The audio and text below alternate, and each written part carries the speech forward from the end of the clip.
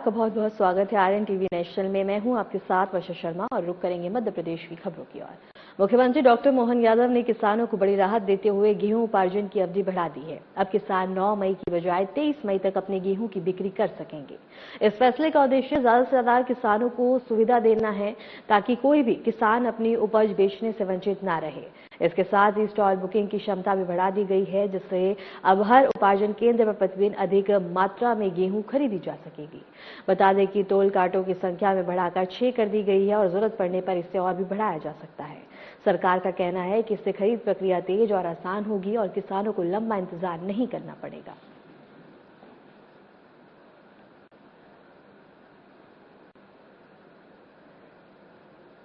महेश्वर घाट नर्मदा तट पर आयोजित गोदाते नर्मदा अलियाबाई जल यात्रा 2026 के समापन समारोह का भव्य आयोजन किया गया। इस अवसर पर मध्य प्रदेश के मुख्यमंत्री डॉक्टर मोहन यादव ने कार्यक्रम में सहभागिता की। समारोह में धार्मिक, सांस्कृतिक और आध्यात्मिक वातावरण देखने को मिला। बड़ी संख्या में श्रद्धालु, जनप्रतिनिधि और स्थानीय नागरिक भी उपस्थित रहे। नर्मदा तट पर आयोजित इस कार्यक्रम में पूरे क्षेत्र को भक्ति और संस्कृति के रंग में रंग दिया। मुख्यमंत्री डॉक्टर मोहन यादव ने इस अवसर पर कहा कि ऐसे आयोजन हमारी सांस्कृतिक विरासत और परंपराओं को सशक्त करने और समाज में आध्यात्मिक चेतना को बढ़ाते हैं। कार्यक्रम के दौरान नर्मदा नदी की पवित्रता और अहिल्याबाई होलकर के योगदान को भी याद किया गया। पूरे आयोजन में भक्ति, संस्कृति और परंपरा का अद्भुत संगम देखने को मिला है।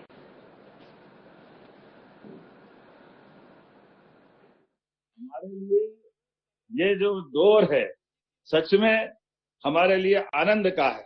इसी मंच पर एक और मंत्री जिनने अभी अभी भाषण दिया, भाजपा के पूर्व अध्यक्ष, सरकार के मंत्री चंद्रशेखर बावनकुले जी, वाकई आपने बहुत अच्छे से विस्तार से बात कही। मेरा अभिन्न मित्र भी है और सुयोग्य नेतृत्वकर्ता भी। जोरदार अभिनंदन बावनकुले जी का भी। इस अवसर पर श्रीमंत युवराज यशवंतराव होलकर जी, आपका भी स्वागत, अभिनंदन। आपसे हमारी अतीत की विरासत से विकास की यात्रा का इतिहास जीवंत हो रहा है।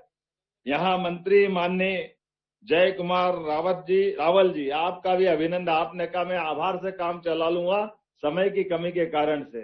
रावल जी, आपने बहुत अच्छा काम किया, आपका भी आभार। जोरदार अभिनंदन रावल जी का।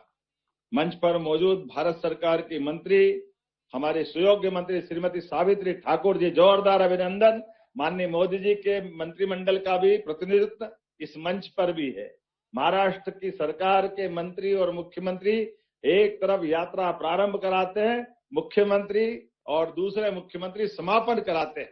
ये है हमारी अहिल्या माता की उस संकल्प शक्ति का परिणाम, वो आनंद है।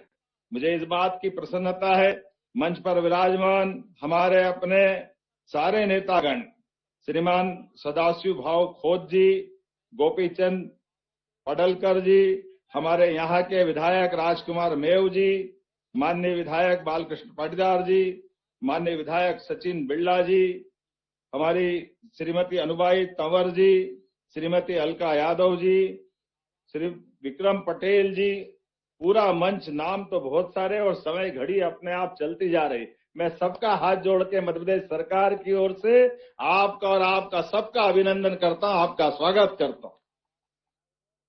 जिनके स्मरण मात्र से हमारी सनातन संस्कृति की धारा रोम रोम में रोमांचित कर देती। सच में अहिल्या माता का जीवन और उनके जीवन की विविध घटनाओं को लेकर के आज जो यात्रा गोदावरी से आज नर्मदा के किनारे आई, कितना अद्भुत वो उनका जीवन का उज्जवल चरित्र रहा है। और मैं मध्य प्रदेश सरकार की तरफ से भी बताना चाहूंगा, आपने यात्रा प्रारंभ की, पूरे महाराष्ट्र में आज जयंती मन रही, लेकिन शैतान सिंह जी गवाह है, हमारी सरकार ने भी बीते वर्ष में अहिल्या माता की इसी राजधानी से यात्रा प्रारंभ की थी और इसके बाद उन पूरे वर्ष कार्यक्रम किए थे अहिल्या माता के लिए पूरे प्रदेश के अंदर। यहाँ मुझे गर्व है, हमने अपनी सरकार की कैबिनेट भी मां के सम्मान के कारण महेश्वर में की थी। हमें इस बात का भी आनंद। और मां का रोल वात्सल्यपूर्ण भी, लेकिन दुश्मनों के लिए रणचंडी बनकर भी जो रोल होता है, मां का वो रोल भी हमको याद आता है। मुझे याद है उज्जैन से बढ़ने वाला पेशवा उस काल के जो भी घटनाक्रम हुआ होगा, लेकिन युक्ति बुद्धि से मां साहब ने उसका भी रास्ता निकाला। नारी शक्ति की सेना बना करके, युद्ध में सन्नद्ध होकर के, अपनी इस व्यवस्थाओं के बलबूते पर शासनकर्ता का रोल जो हो सकता है, सचमुच वह अहिल्या माता का रोल अद्भुत था। उस काल के लिए, उस समय के लिए जो अनुकूलता थी वो सब कुछ था। इतना इसलिए हमने दशहरे के दिन शस्त्र पूजन का काम इसी माहेश्वर की धरती पे किया था, दशहरा यही मनाया था। इसके अलावा भी हमने आपने एक कैबिनेट जब यात्रा का समापन किया तो हमने इंदौर के राजवाड़े पे अहिल्या माता के नाम पर उनका एक कैबिनेट एक इंदौर में भी की थी, क्योंकि इंदौर का वर्तमान का जितना भी यश है, वैभव है, होलकर साम्राज्य की जो कीर्ति पताका फहराती दिखती है, वह अहिल्या माता ही उसके लिए हमारे लिए सदैव आदर्श रही और दुनिया के बीच। और जिस प्रकार से संयोग सुखद है, आज हम जहाँ मां नर्मदा के किनारे अहिल्या माता को याद कर रहे हैं, और सौभाग्य की बात है आज सवेरे बनारस गंगा के किनारे यशस्वी प्रधानमंत्री गंगा को नमन करते हुए अहिल्या माता निर्मित उस देवस्थान पर बाबा विश्वनाथ को प्रणाम कर रहे थे। ये सुखद संयोग है। सुबह भी अहिल्या माता, शाम के समय पे भी आनंद आता है। वाकई ये जो उनका जो योगदान है, अद्भुत योगदान है, वो भी उस काल में जिस काल में लोग डर रहे थे, वो काल मुगल सत्ता का काल था। हमारे देवालय को नष्ट भ्रष्ट करने वाले लोग शासन में बैठे थे, और मुझे कहने में थोड़ी हिचकिचाहट तो है, लेकिन बड़ी बड़ी सत्ताएं उस समय भी थी, होलकर साम्राज्य से बड़ी बड़ी सत्ताएं, लेकिन मन का संकल्प अहिल्या माता का बड़ा था। मैं दोनों हाथ जोड़ के प्रणाम करता हूं उस गौरवशाली संस्कृति। राज्य थोड़ा भले ही छोटा हो सकता है, लेकिन मन हिमालय की एवरेस्ट की चोटी से भी ऊपर वाला था। वो गौरवशाली इतिहास जिसके कारण से उत्तर दक्षिण पूरब पश्चिम कौन सा देवस्थान बकाया होगा जहां अहिल्या माता ने उस स्थान को हमारी सनातन संस्कृति की गौरव और गरिमा का स्थान नहीं दिया हो। देवालय गगनचुंबी आसमान से बात करते हुए, घाट नदी के किनारे, जैसे माननीय हमारे अच्छे नेताजी ने कहा, मुझे मराठी तो कम आती लेकिन आपकी भावना समझ में आ रही थी। नदी से महानदी की यात्रा आपने बताई थी। मुझे इस बात की प्रसन्नता है, मध्य प्रदेश में हमारा उज्जैन हो, इंदौर हो, कई देवस्थान बता सकता हूं, ओंकारेश्वर का वर्तमान का देवस्थान हो, हर एक जगह अहिल्या माता के शिलालेख अपनी उज्जवल गाथा गाते हुए आज भी चीख चीख करके बोल रहे हैं कि हाँ, सनातन संस्कृति में ऐसी पुण्य श्लोक अहिल्या माता हुई जिन्हें सदैव हमको गौरवान्वित किया। चाहे बद्रीनाथ, केदारनाथ, गंगोत्री, जमुनोत्री, रामेश्वरम, द्वारका, जहां नाम जाता, जहां ध्यान जाता है, हर एक जगह अहिल्या माता की तमाम प्रकार की जन सुविधाओं के बलबूते पर, और वो भी वित्त व्यवस्था भी इतनी अच्छी, वो निजी कोष से वो सारा काम कर रही, सरकार की व्यवस्था अलग और ये सिस्टम अलग। देवस्थान पे आस्था होना, श्रद्धा होना, लेकिन राज्य के प्रति भी उतनी निष्ठा होना, और इतना ही नहीं, अपने परिवार को वार दिया। परिवार में मुझे लगता है कि अहिल्या माता का जीवन वास्तव में परमात्मा ने हम सबको उनका क्षण क्षण जीने के समान जो उनने जिया, वो हमको जीवन भर आदर्श देता रहेगा। उनका रोल एक आदर्श बहू का, आदर्श माँ का, आदर्श शासिका का, आदर्श योद्धा का, और दान धर्म सहित सब क्षेत्रों में जीवन का प्रत्येक क्षण, भगवान कृष्ण ने जो 5000 साल पहले कर्मवाद की शिक्षा से जो जीवन प्रारंभ करके इसे जीवन समर्पण करने की बात जो कही है, वाकई वो अद्भुत है। इसलिए हमारी तरफ से आज जब मैं बात कर रहा हूं तो हमारे एक और मित्र राम शिंदे जी का नाम भूला था मैं, विधान परिषद के माननीय अध्यक्ष जी, ये भी मेरे अभिन्न मित्र है। जोरदार अभिनंदन राम शिंदे जी। और राम जी का नाम कैसे भूल सकते हैं? जब राधा कृष्ण का नाम लिया तो माता सरयू के किनारे जिस प्रकार से धाम में प्रभु श्री राम मुस्कुरा रहा है, जय जय श्री राम, वो आनंद आ रहा है कि वास्तव में सत्ताएं क्या होती, शासन की सुव्यवस्थाएं क्या होती है। शासन के माध्यम से सरकार की भावना के आधार पर समाज की भावना एक रस करते हुए हमारे शासन के प्रत्येक निर्णय से शासन भी गौरवान्वित होना चाहिए और न्यायालय भी गौरवान्वित होना चाहिए। इसलिए वो अहिल्या माता का काल भी आज हम लघु रूप से विशाल दर्शन करने के लिए माननीय प्रधानमंत्री के माध्यम से जोरदार अभिनंदन करें।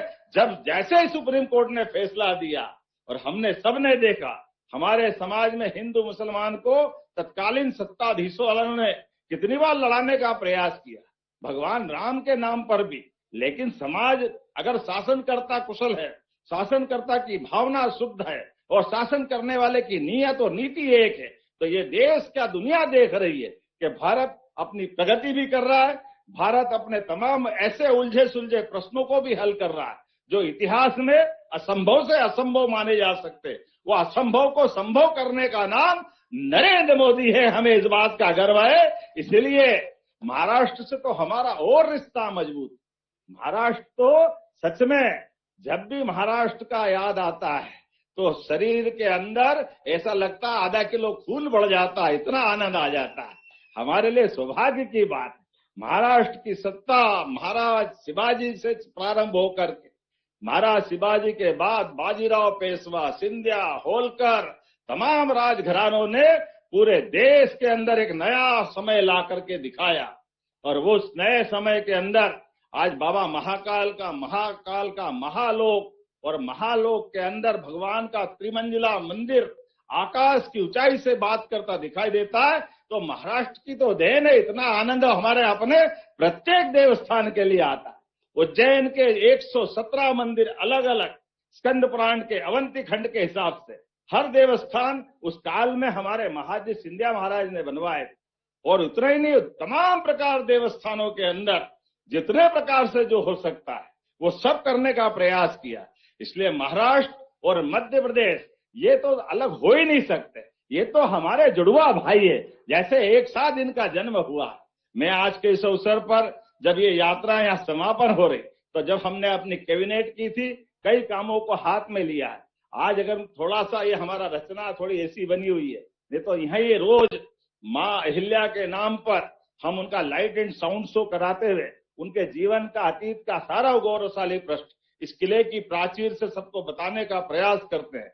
यही हमने अहिल्या लोक का भी निर्माण की घोषणा की। उसके टेंडर भी हो गए, ठेकेदार भी आ गए और बहुत जल्दी हम उसका भूमि पूजन करने वाले, जिसके कारण से अहिल्या माता के उस काल की घटनाओं को हम अपने प्रत्यक्ष रूप से भी अहिल्या लोक बनाकर दिखाने का प्रयास करेंगे। अभी अहिल्या माता की इस नगरी तक आने जाने के लिए चाहे इधर ओंकारेश्वर तरफ का रास्ता हो या बड़वाह तरफ का रास्ता हो, इस रास्ते को भी हम 4 लेन बनाने वाले हैं, ताकि 4 लेन के माध्यम से आने जाने का मार्ग सुगम हो जाए। इतना ही नहीं, और बहुत सारी बातें मैं बोल सकता हूँ, लेकिन घड़ी अब ये कह रही कि बात अपनी समाप्त करना पड़ेगी, क्योंकि 9:30 का समय हुआ और मुझे लगता है आप लोगों को भोजन प्रसादी भी पाना है। लेकिन सच में अहिल्या माता का तो नाम ऐसा होता है कि सब भूल जाते हैं, लेकिन फिर भी लौकिक दुनिया में मेरी अपनी ओर से सच में महाराष्ट्र सरकार के माननीय मुख्यमंत्री, माननीय सारे मंत्रीगण और ये वारकरी समुदाय से लेकर के हमारे सभी भाई बहन, मैं आप सबका भी मध्य प्रदेश सरकार की ओर से अभिनंदन करता हूं। और ऐसे कई काम हमारी सरकार के माध्यम से भी हो रहे हैं। धार्मिक देवस्थान को लेकर के हेलीकॉप्टर सर्विसेज हमारी सरकार के द्वारा चालू की गई। धार्मिक दृष्टि से देवस्थान के अंदर सब सुप्रबंधन करने का काम हमारी सरकार ने किया। और एक रिश्ता और हमारा आपका है।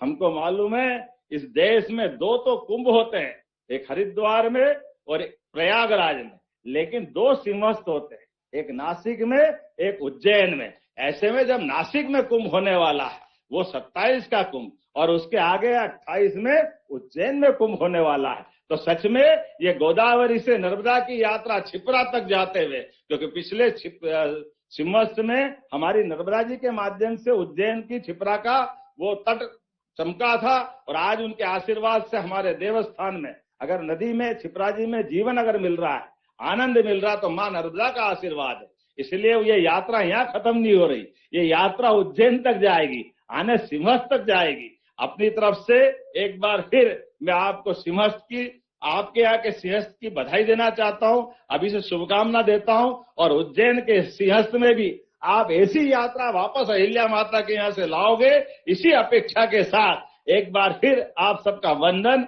अभिनंदन, बहुत बहुत धन्यवाद। मेरे तरफ से एक बार फिर आप सबका नमस्कार। और मेरे साथ जोरदार आवाज में बोलेंगे, अहिल्या महारानी की, महाकाल महाराज की, ओंकार महाराज की, नर्मदे क्षिप्रे महारानी की, गोदावरी महारानी की।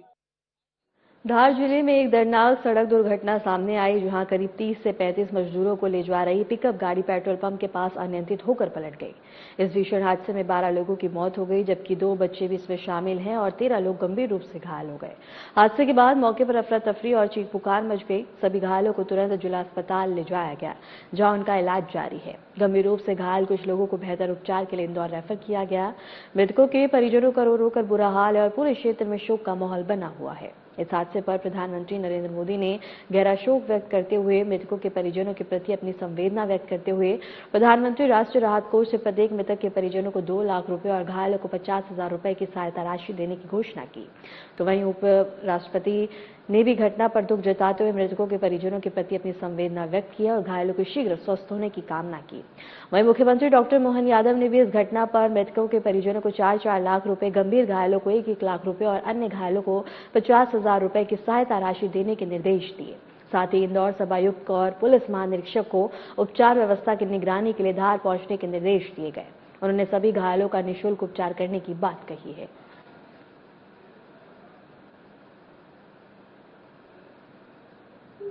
एक हादसा हुआ है शिमला के पास, तो उसके संबंध में मौके पर पुलिस प्रशासन पुलिस की टीम पहुंचकर सभी घायलों को जिला अस्पताल में लाया गया और उसके बाद जो बेहतर उपचार के लिए कुछ लोगों को रेफर किया गया है इंदौर में और बाकी लोगों का यहाँ पर इलाज जारी है। यहाँ पर प्रशासन, पुलिस, स्वास्थ्य की पूरी टीम मौजूद है, तो हम लोग निरंतर मॉनिटरिंग कर रहे हैं कि सभी लोगों को बेहतर से बेहतर उपचार मिले। और इसके साथ साथ 108 की गाड़ियों को मोबिलाइज किया गया है। इंदौर जिला प्रशासन से और इंदौर के CMHO और टीम से कोऑर्डिनेशन हो गया है। तो आगे प्राइवेट अस्पताल, सरकारी अस्पताल सभी जगह सूचना की गई और सभी जगह पेशेंट अगर आवश्यकता पड़ी। अभी तक 12 लोगों के मृतक होने की सूचना प्राप्त की और बाकी 20 लोग हैं जो अस्पताल में भर्ती हैं। अधिकतर लोगों की स्थिति स्टेबल है और कुछ लोग थोड़े स्थिति ज्यादा सेंसिटिव है, तो उसकी मॉनिटरिंग। अभी तक तो मौके पर जितने भी लोग घायल थे सबको लाया जा चुका है स्पॉट से, सभी लोगों को जिला अस्पताल लाया जा चुका है। तो मेरे ख्याल से ये हमारे पास अंतिम स्थिति है। अब यही है कि जो लोग यहाँ जिला अस्पताल में हैं, इनका बेहतर से बेहतर क्या उपचार हो सकता है, इसके लिए हम लोग प्रयास कर रहे हैं। निश्चित सभी लोगों को जो भी योजनाओं में उनकी पात्रता बनती है उसकी अभी स्टडी की जा रही है। हमारा पहली प्राथमिकता है कि इनका उपचार ठीक से हो, साइड बाय साइड उसकी स्टडी भी करके जिन योजनाओं में उनको पात्रता होती है उनको लाभ। जो हमारे पास जानकारी आई है तिरला के आसपास कोई पिकअप जो है उससे एक्सीडेंट हुआ है, उसमें शायद सवार थे। करीब 35 के आसपास हमारे पास अभी जो है वो पेशेंट आए हैं, जिसमें 10 से 12 लोग जो है वो मृत है। कई लोगों की अभी तक शिनाख्त या उनकी पहचान नहीं की जा सकी। कई सारी बॉडी आई है जो रिलेटिव अभी आ रहे हैं। जो भी सीरियस पेशेंट थे उनको हमने प्राइमरी ट्रीटमेंट देके ICU और वार्ड में शिफ्ट करा दिया है। कुछ सीरियस पेशेंट है जिनको अभी रेफर कर रहे हैं। बाकी बहुत सारी बॉडीज है, तो जो परिजन है वो जैसे भी आएंगे तो उनकी पहचान करा के आगे जो भी कार्रवाई करानी हो कराएंगे। बच्चे करीब 8 से 10 बच्चे हैं। पूरी गिनती हम लोगों ने भी अभी नहीं की क्योंकि बहुत सारी बॉडी आई है, अभी मैनेज हुआ है। मृतक बच्चे भी 1-2 बच्चे, बाकी घायल है। एक बच्चा जो है वो ज्यादा सीरियस था, वो पीडियाट्रिक ICU में। गंभीर इसमें से लगभग सारे ही है। 5-7 पेशेंट ऐसे हैं जो नॉर्मल है, बाकी ज्यादातर जो है वो सीरियस है और 10 से 12 जो है वो ब्रॉड डेड पेशेंट है। मृतक में करीब 5-6 महिलाएं हैं, गिनती अभी पूरी हमने नहीं की है। ये इसकी जानकारी हो नहीं पाई है, लेकिन तिरला के आसपास किसी पिकअप में थे जिसके द्वारा एक्सीडेंट हुआ है और वहीं से आए हैं पेशेंट सारे। मेरी मोटरी में यहाँ पे मेरी एक सिस्टर, एक मेरी भानज सुनीता डावर पति, ये बस काम से मजदूरी से लौटे थे। लौटने के बाद रास्ते में कहीं हादसा हुआ। ये रिलायंस पंप का अपना कौन सा पंप है उनके पास, पंप और एक उनके पास होता। मेरे परिजन अभी बता रहे हैं 2 है और 1 लापता भी हुई, कुछ पता नहीं मिल रहा। 2 की मौत हो गई अभी और 1 अभी तक मिल नहीं पा रहा मुझे। भारत में वन्यजीवों को बचाने की दिशा में एक बहुत बड़ी कामयाबी मिली है। मध्य प्रदेश के कान्हा टाइगर रिजर्व के सुखार और टोपला इलाकों में अब रिहायशी जंगली भैंसों को बसाया गया है। ओफेस्टक जंगली भैंसों को छोड़ने के बाद, जिनमें से एक नर भी शामिल है। मध्य प्रदेश के मुख्यमंत्री मोहन यादव ने कहा कि यह महत्वपूर्ण मध्य प्रदेश और असम सरकारों के बीच एक रणनीतिक साझेदारी की शुरुआत का प्रतीक है, जिसका उद्देश्य क्षेत्र के जंगलों का हालात संतुलन बहाल करना है। कुल 50 भैंसों को लाने का लक्ष्य तय किया गया है। इस सीजन में 8 भैंसों को एक स्थान से दूसरे स्थान पर शिफ्ट किया जाएगा और यह पूरी प्रक्रिया वैज्ञानिक तरीके से की जाएगी। इसके साथ ही बता दें कि कान्हा के वरिष्ठ अधिकारी और अनुभवी पशु चिकित्सकों की देखरेख भी ये किया जाएगा और मुख्यमंत्री मोहन यादव ने इस बात पर जोर दिया है कि इस पहल का उद्देश्य राज्य की प्राकृतिक सुंदरता को बढ़ाने और साथ ही स्थानीय पर्यटन क्षेत्र को भी बढ़ावा देना है।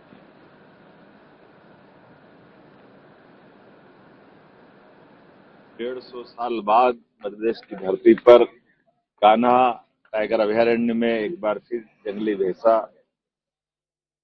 मैं मान के चलता हूं कि ये हमारे पर्यावरण के लिए, परिस्थिति तंत्र के लिए अद्भुत अवसर है।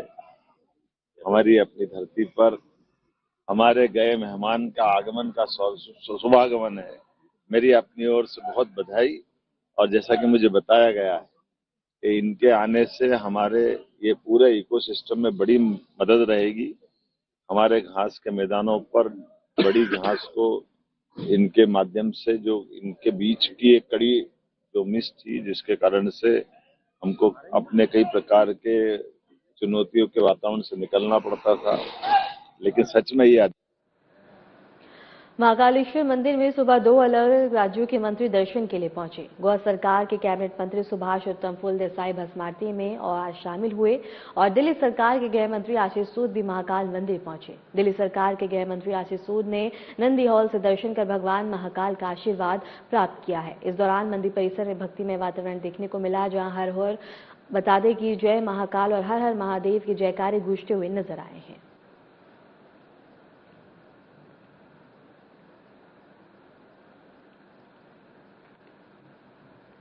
राजगढ़ में मुरैना से उज्जैन जा रही बारातियों से भरी एक बस अचानक से अनियंत्रित होकर पलट गई। बताया जा रहा है कि ड्राइवर को नींद आ जाने के कारण यह हादसा हुआ।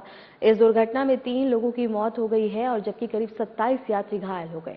इनमें से 8 लोगों की हालत गंभीर बताई जा रही है। सभी घायलों को तुरंत नजदीकी अस्पताल में भर्ती करवाया गया, जिनका इलाज चल रहा है। घटना के बाद से इलाके में अफरा तफरी का माहौल देखने को मिल रहा है।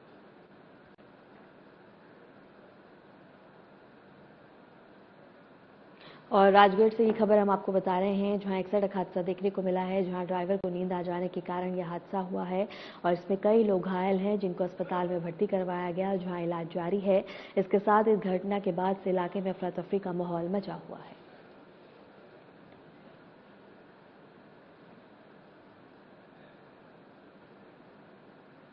मध्य प्रदेश के कटनी जिले में मौसम ने अचानक से करवट ले ली। कुछ हिस्सों में हुई तेज बारिश और तेज हवाओं ने जनजीवन को प्रभावित कर दिया। कई इलाकों में जलभराव की स्थिति भी बन गई है, जिससे लोगों को आवागमन में भारी परेशानी का सामना करना पड़ रहा है। तेज हवाओं के कारण कुछ जगहों पर पेड़ और बिजली के खंभे गिरने की भी जानकारी सामने आई, जिससे बिजली आपूर्ति बाधित हो गई है। ग्रामीण और शहरी दोनों क्षेत्रों में लोग असुविधा में हैं और प्रशासन स्थिति पर नजर बनाए हुए है। स्थानीय प्रशासन की टीमें प्रभावित क्षेत्रों में राहत और मरम्मत कार्य में जुटी हुई है। मौसम विभाग ने आने वाले घंटों में और भी बारिश की संभावना जताई है और लोगों को सतर्क रहने की सलाह दी गई है।